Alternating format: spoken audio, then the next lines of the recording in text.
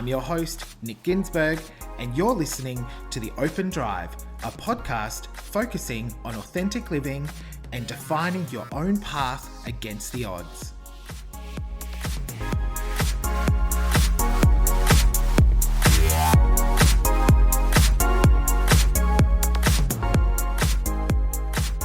Hi everyone, welcome to episode 6. Thank you so much for joining me. I know I say it every episode, but I really truly mean it. I'm so grateful for you that you're joining me on this journey. I'm super grateful. So thank you so much. If you're a new listener, make sure you're following both myself and the podcast on Instagram. So it's at Nick Ginsberg and at The Open Drive. No spaces, dots, any of that stuff. Just plain simple Nick Ginsberg and The Open Drive. So once you've done that, I need you to hit subscribe. Wherever you're listening to this podcast, make sure you hit subscribe so you can stay up to date with the most recent episodes. And before we kick off episode 6, just a reminder that this podcast covers some darker subjects, so childhood trauma, addiction, and mental illness, just as a bit of a warning for you. In episode 6, I really would like us to talk about downplaying your experiences in life. And those experiences could be bad experience, good experiences, whatever it is. I want to talk about what happens when you downplay those. As you can imagine, growing up with my childhood, there was questions, and when I share my story, I don't want pity is my number one thing. I don't want anyone to do that. Oh, poor you. No, stuff that. I don't want that. I really don't. What I do want is for my story to be heard. And if you're empathetic about that, great. But I don't want pity. So what that would mean is that as I would start telling people my story, I would usually downplay the story a lot. Really a lot. And I even did this in my first few sessions with my psych. And that's fascinating to me now. Looking back, I would always start everything with, everyone had a bad childhood. I'm sure there's other people out there that had a way worse childhood than me. And it wasn't from it wasn't from a place of, I feel sorry or I'm empathetic for those people that have had a worse childhood. It was more me kind of going, I'm not looking for sympathy. I'm not looking for sympathy is what that would translate out as, is there were people had worse childhoods than me. But by doing that, it belittles my experience. And it belittled the emotions that come with that experience in life. And this applies, again, both to good experiences and bad experiences. And I'll give you some examples. So, as I mentioned, as I tell people the story, I would downplay it a lot. And it got to the point where my psych even said to me, it's okay, you had a bad childhood. You need to own it. And you need to understand that's what it was and give that room to breathe. And then there were moments in my life that were really good, and I downplayed them. I launched professionally, so I'm an executive assistant. I also am a professional coach and speaker and do a bunch of stuff in my own business as well. But professionally at my work, I launched an internal EA network in 2018. It was a phenomenal thing. There was tons of people in it. We have a great conversation. I downplayed that so much to people when I talked to them about it. So much. Even as so much as when I would get a new promotion at work, I downplay it.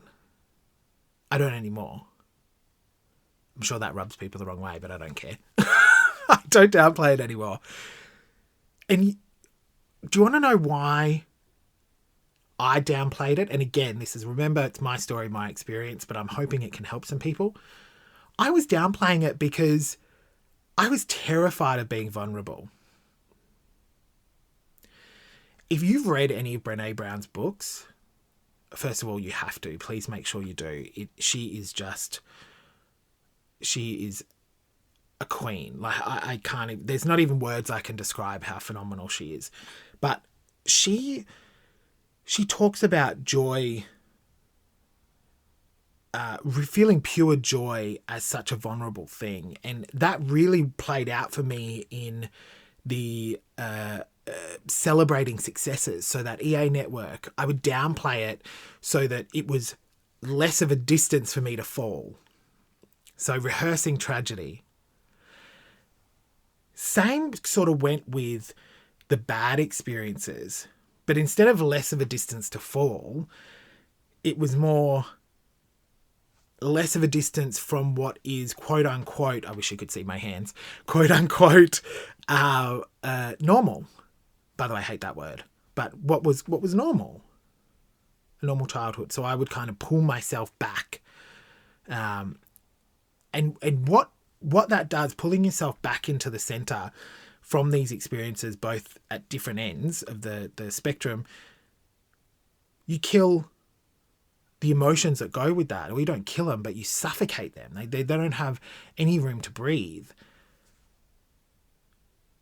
As I've worked through therapy with my psych, giving moments room to breathe is so important. I don't have to mentally struggle with it anymore. And that's the same thing applies for the good. So I want you to ask yourself, while you're listening to this, do you downplay your experiences in life? Professionally, personally, good, bad, whatever. An experience is an experience, remember? Do you downplay that? If you do downplay it, why do you downplay it? Think about what it is you're doing. Chances are you're scared of being vulnerable. That's probably going to be the number one thing. Were you raised to make sure that you downplayed experiences? So my parents inadvertently did that for me with the bad. So they would not want anyone to know what was happening. So I would automatically pull myself back from that. Why do we do that? Well, I mean, why do we have to? No one should ever downplay their experiences. I think, can you imagine how amazing the world would be if everyone explained the full gamut of their experiences? I'm able to do this now with the podcast and share my story because I put work in and because I know that it'll help one or two people, which I'm grateful if it does. But imagine if everyone was like this, where you could say this experience was actually, it was crap and it made me feel like this, or it has impacted me in this way. And then on the flip side, this experience was fantastic and I'm so proud of myself. I did a fantastic job. Imagine if everybody did that. First of all, you wouldn't think anyone was cocky because we'd all be doing it. There would be no pitting ourselves up against one another in terms of experiences. It's not like a lottery of who has the worst experience or who has the best experience. It's not what life is. At least that's what I think. I don't think that's what life is. One of the things that has helped me really sit with my experiences and give them room is to allow myself to feel what I'm feeling. I know that is way easier said than done, but feeling how I'm feeling. We're on episode 6. You've hopefully listened to the 5 that are before this. And I'm going to be really honest with you. There are some episodes, in particular the mid-90s episode, so when I talk about Open Drive, that was really hard for me to talk about because I had to rehash it, think about it, and the old me would have just pushed that down. And I probably would have downplayed it to you on the podcast, which is pointless. But the feelings associated with that, I also would have downplayed and pushed away. But I didn't. I recorded that podcast on a weekend, and I gave myself the rest of the day to do whatever I wanted. To relax, to feel whatever it was I was going to feel. And I think that is really important in how I've managed to process experiences as well. Because what I did, I handled everything in my childhood quite well. I turned out, as I've mentioned before, I turned out opposite to what most people thought that I would turn out. But that doesn't mean I dealt with everything. I was very good at sort of compartmentalizing. I can never say that word.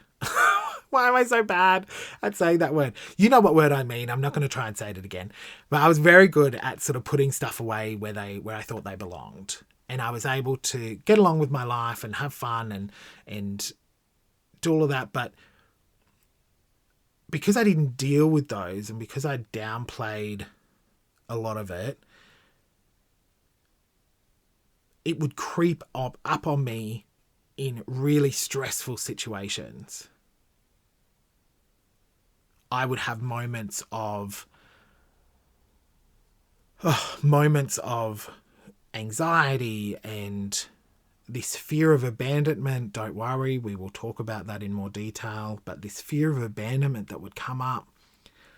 And it was because I'd never given those kind of feelings a space to feel. I didn't give them a chance to breathe. And then when I would feel them in those high stress situations, I would fight it so hard. Which of course meant that I was exhausted, I was tired, I was in my head all the time. I don't really do that anymore.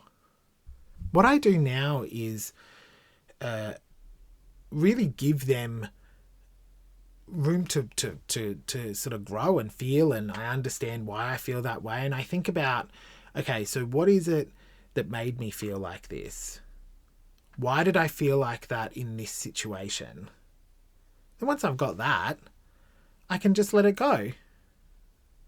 I'll still feel it, but I don't have to fight it. I don't have to think about it. It's just what it is. This is why when I say, if you've been through some really tough experiences in your life, you absolutely should talk to a professional. It is such a great thing to do. And let me tell you, because I had neatly put everything where they belonged, I was terrified that Dave was going to just open Pandora's box and then I'd fall apart. And I was fine. He explained to me how we would tackle it, and it has been the best thing I've done for my mental health and for processing what's happened in my life. So if you've been through that, I really highly suggest that you go chat to someone. Even if you haven't been through bad things, that's fantastic. But there are still moments that benefit you talking to a professional. So I cannot harp on about that enough. And you'll get sick of me saying it, but I don't care. So we'll wrap up. Couple of things I want you to ask yourself as you're listening, or as this is finishing up, and after this podcast. Are you downplaying your experiences?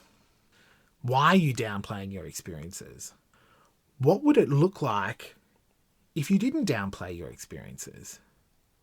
What would it look like if the whole world didn't downplay their experiences? That's exciting to me. So, thank you for listening again. I hope you enjoyed this episode. Remember, follow us on Instagram, so at The Open Drive, and follow me personally at Nick Ginsberg, and subscribe to the podcast. I hope you have a fantastic rest of your day. Good morning, good night. You know the story. Whenever it is that you're listening to this, I hope you have a pleasant time. And I will chat to you in episode 7. Wow. Enjoy. See you later.